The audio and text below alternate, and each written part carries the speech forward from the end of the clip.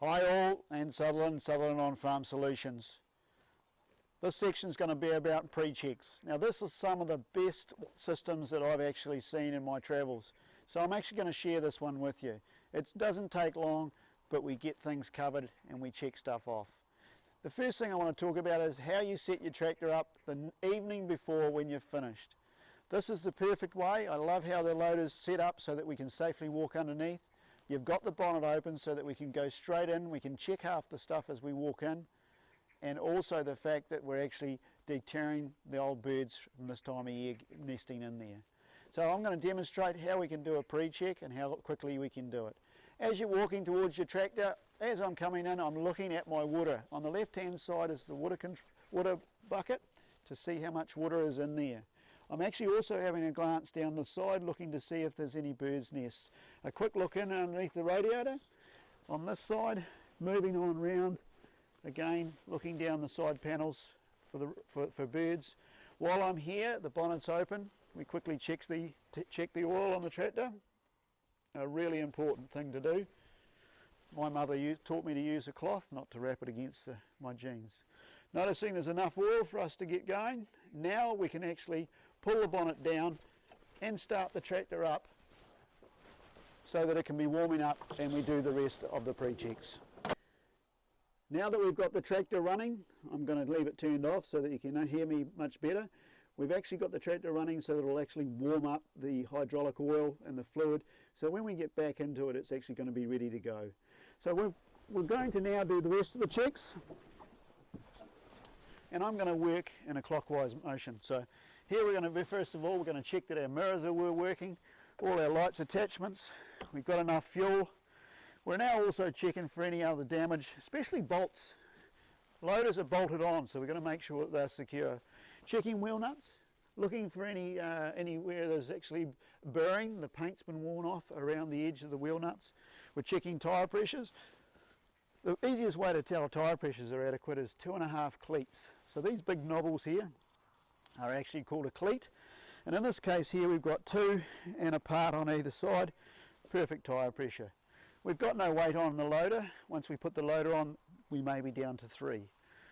Continuing on round, looking at the tyre to see if there's any cuts and any damage. We're looking for any loose guards, and also looking that everything's well and truly greased.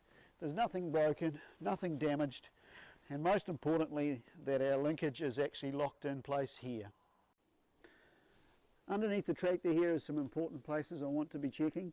While we're looking in under here, we're looking for any bailage wrap, net wrap that's any hooked around.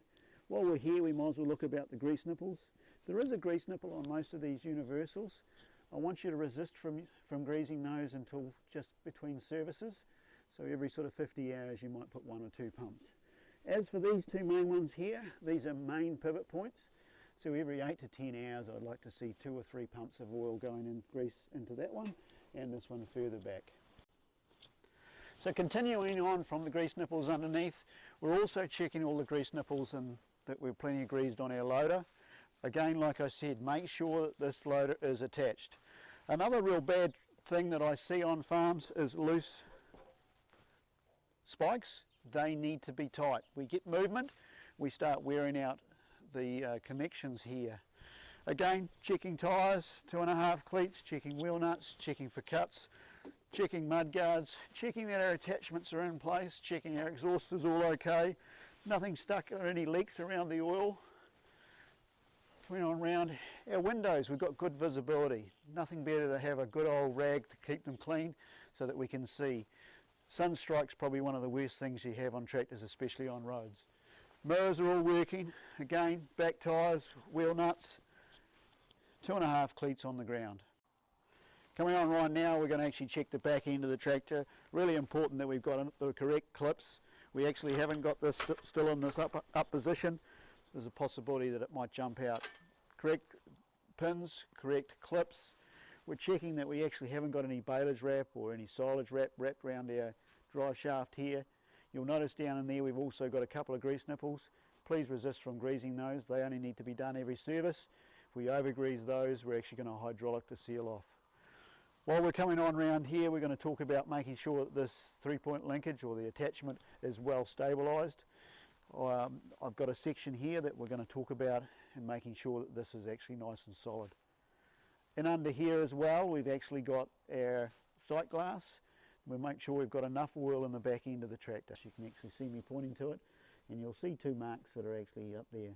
This tractor's just been started, and actually the oil level dropped away. It's just coming back again now.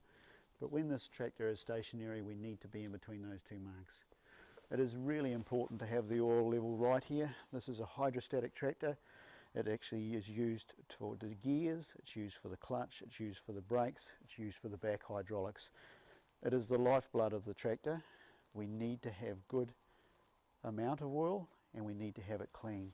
If we're starting to actually get some bubbling in there, we're actually getting some hydraulic leakage of some air, and it's not a good sign. Up here we've actually got our hydraulics, making sure that this is all clean and clear, and also the possibility of the odd bird nest actually being hidden underneath there. There actually has been some tractors gone on fire because of the bird nests. What I love about this tractor here also is the grease gun. It's outside the cab. I do not like seeing grease guns behind the seat of a tractor. We actually have a risk that we actually have an accident. This could be the thing that kills you. It could actually hit you in the back of the head. So loose items in the back of a tractor inside the cab are lethal. Last thing to check is this tractor tyre. Again, like I said about the others, 2.5 cleats on the ground, checking for any cuts or any damage. And now we're ready to get inside our tractor and start our driving.